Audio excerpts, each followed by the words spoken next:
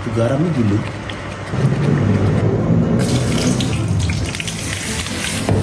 Serai tumbuk 2 batang.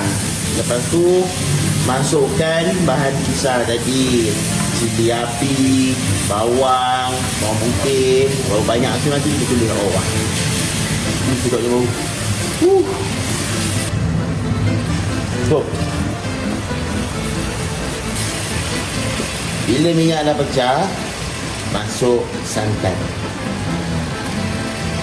Ikutlah berapa banyak nak letak.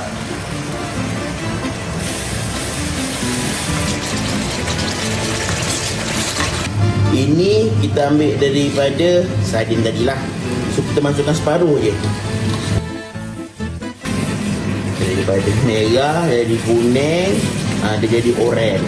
Tambah sikit lah santan ni. Pakai kocak air dalam ni. Kita gaul.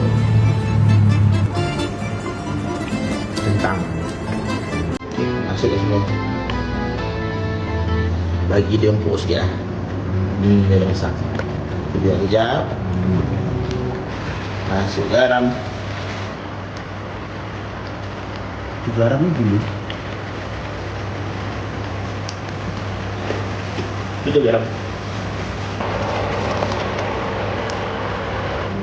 Bila kentang ni dah lembut, ni masukkan sardin ujung-ujung.